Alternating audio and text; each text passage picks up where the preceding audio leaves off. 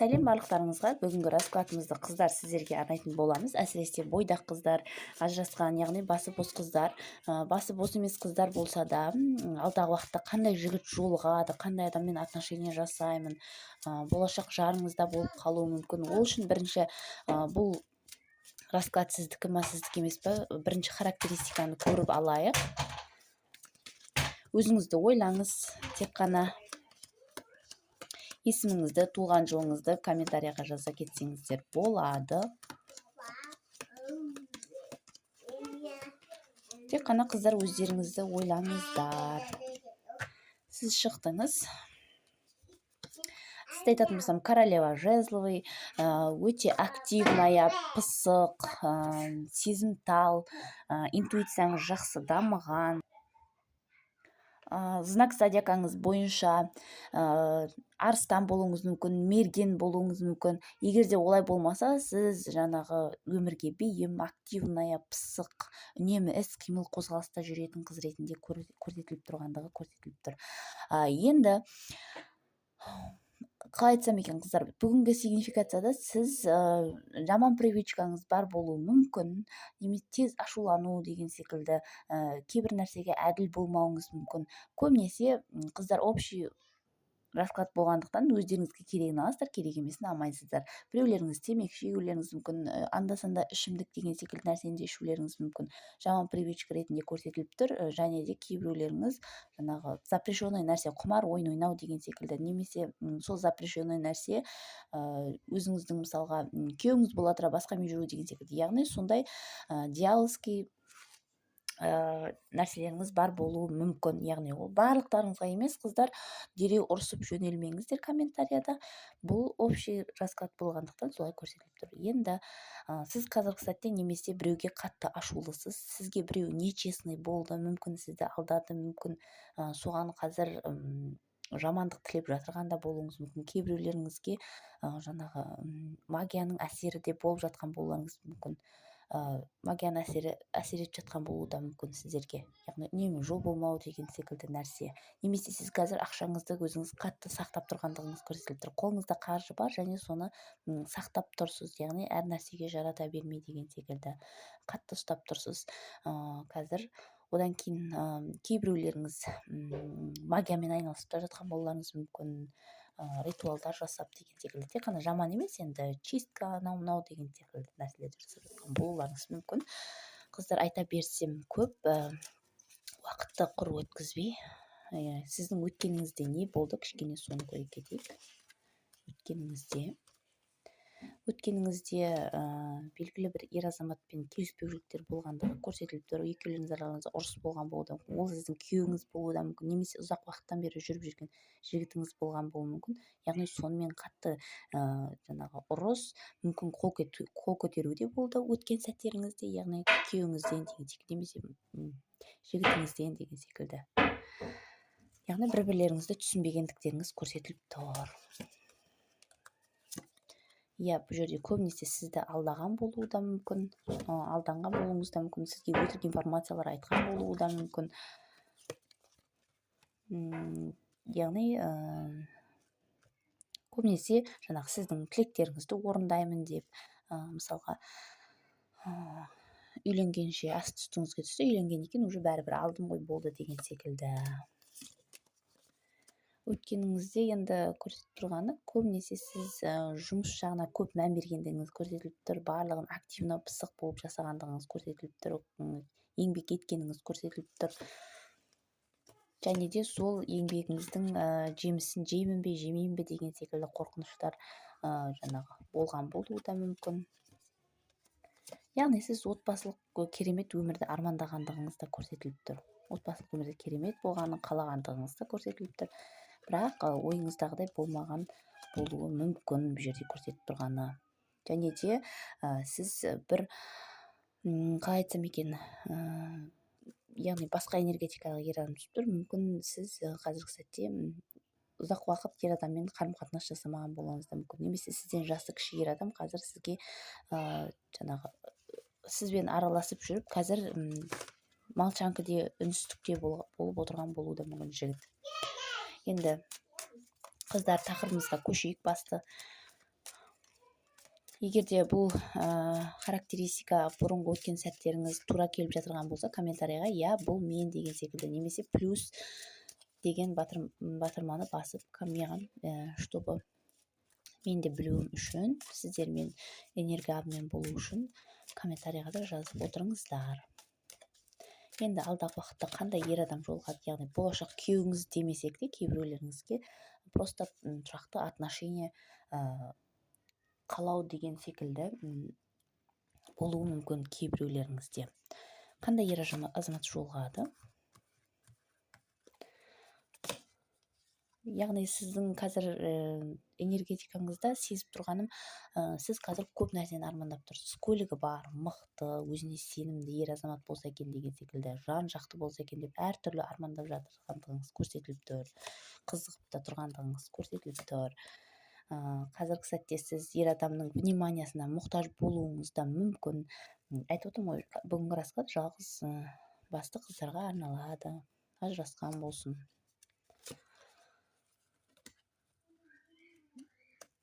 Иә, сіз қазір өзіңізде нақты білмей тұрған болуларыңыз да мүмкін, қандай ер адам жолығады маған деген секілді сондай ойлар көп. Яғни сіз көбінесе бай ер адамды, мықты, көлігі бар, керемет адамды армандап тұрсыз, бірақ на самом деле ондай ер адам жолықпайтын шығар деген секілді, сондай маған қайдан жолықсын деген секілді сондай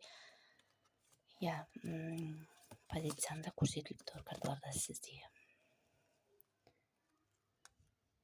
Бұл жерде карталар подтверждать етіп жатыр. Уже кейбіреулеріңіз, уже жастарыңыз 40-тан асқан, 50-60 болуы да мүмкін, бірақ ештеңенің ерте кеші жоқ, қыздар.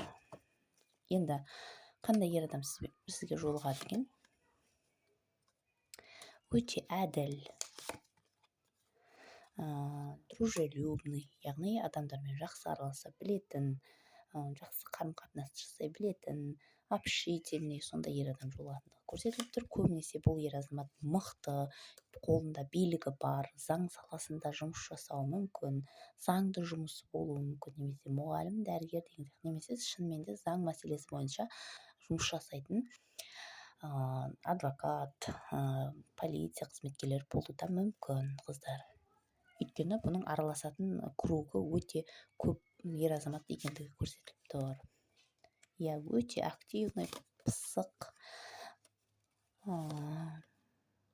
Қыздар, кейбіреулеріңізде бір көргеннен ұнатып қалу ықтималдығы өте жоғары. Алдағы уақытта жолығатын ер адамыңызбен бір көргеннен, яғни ғашық болу деген секілді болуы мүмкін. Яғни бір көргеннен симпатия, мүмкін ол ер адаммен сіздер бір бас қосуда кездесулеріңіз де мүмкін, отырыс, жиын деген секілді, праздниктерде деген секілді.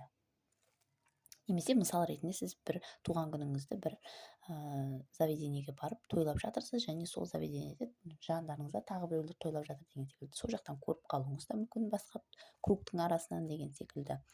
Яғни ол 100% сондай деген сөз емес, мысал ретінде сіздерге түсінікті болу үшін айтып жатырғаным. Яғни сондай сәттерде жолығуы мүмкін. Яғни көңіл көтеру орталықтарына барған кезде, адамдар көп жүретін жаңағы мүмкін кинотеатр болуы да мүмкін, қыздар.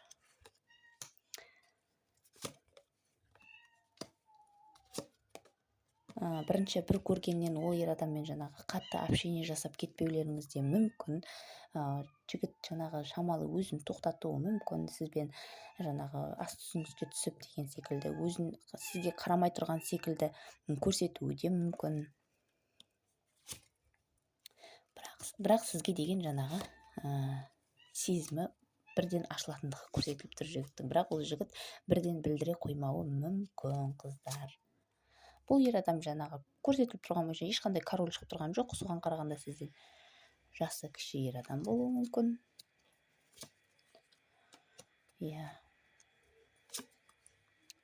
Айтып отырмын ғой, қыздар, мүмкін бір үйлену тойда, бір отырыс жиындарда кездесіп қалуларыңыз мүмкін. Ол ер азаматпен жасы кіші болуы мүмкін сізден. Жаңағы сырт бейнесі де, денесі де жаңағы мықты, жаңағы спортпен айналысатын болуы да мүмкін.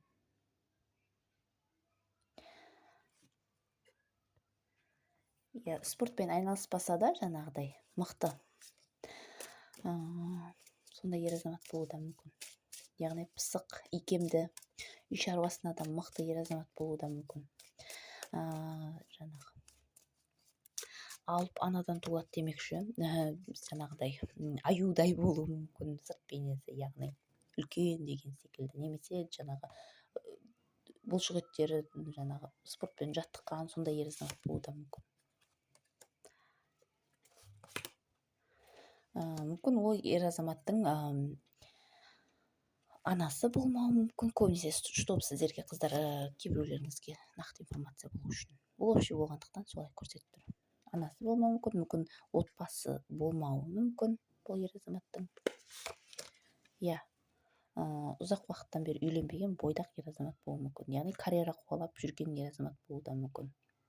Сізден жасы кіші деп жатырғаным, мысалға сіздің жасыңыз 45-те, мысалы ол жігіттің жасы 40-та, мысалы сонда да әлі үйленбеген болуы да мүмкін, немесе ұзақ уақыттан бері ажырасқан болса да, ұзақ уақыттан бері жаңағы отбасылық өмір болмағандығы, яғни ажырасқандығына уже 10-15 жыл болып кеткен ер азамат болуы да мүмкін. Бұл жерде қыздар үлкен әйел адамдарда көріп тұрған.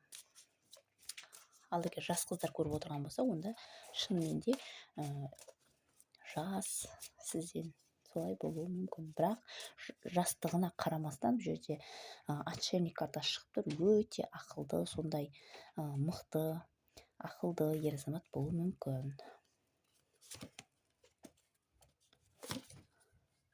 Айтып отырмын ғой, бұл жерде бір көргеннен ғашық болу дегенді тағы да подтверждать етіп жатыр карталар. Араларыңызда сондай взгляд болуы мүмкін. Бірақ сонда да өз-өздеріңізді ұстайтындықтарыңыз көрсетіліп тұр. Әсіресе жігіт өз-өзін ұстайды. Жаңағы жігіттің ойында көбінесе сізбен маған тұрмысқа шыға салмайтын шығар деген секілді ой болады көбінесе. Мүмкін сіз ол жігітті көргеннен кейін сіз түсіңізде көруіңіз мүмкін. Мысалы, живой өмірде көріп қалдыңыз, бір көргеннен ұнатып қалдыңыз, немесе таныстыңыздар да, мысалы, араластыңыздар да, және де сол ер адамды түсіңізде көруіңіз мүмкін. Ертесіне деген секілді. Түсіңізде көруі мүмкін, сізге келгендігі, жалпы сізбен сөйлесіп жатқандығы деген секілді. Мүмкін кейбіреулеріңізде жаңағы заңды үйленіп жатқандықтарыңызды да көрулеріңіз мүмкін көбінесе. Бірақ оянғаннан кейін өздеріңіз, яғни жүректеріңіз толқып тұруы мүмкін оянған кездеріңізде. Және де сол ер азамат одан кейін көп ұзамай сіздерге хабарға шығатындығы көрсетіліп тұр. Сіздерге келетіндігі көрсетіліп тұр. Яғни сіздер оны күту керексіздер. Яғни өздеріңіз бірінші хабарға шығып кету деген сөз емес. Жігіт өзі хабарға шығу ықтималдығы өте жоғары одан кейін. Мысалы, номеріңізді алып қалғаннан кейін, немесе общий таныстарыңыз болса, солардан номерлеріңізді алып деген секілді. Бұл общий рассказ болғандықтан қыздар көбінесе сіздерді өзінің әйелі ретінде алуы да мүмкін қыздар. Кейбіреулеріңізде тек ұзақ отношения жасауы мүмкін, ал кейбіреулеріңізде үйленуге ұсыныс, яғни заңды тұрақты әйелі ретінде көруі де мүмкін қыздар. Жігіт жаңағы сізді жаулап алуға тырысатындығы, сізге қайта-қайта келіп қарым-қатынас жасағысы келетін, активно қимылдайтын, сіз үшін күресе білетін басқа ер азаматтармен конкуренция бола алатын ер азамат жолығатындығы көрсетіліп тұр. Әсіресе көлігі бар болуы мүмкін қыздар.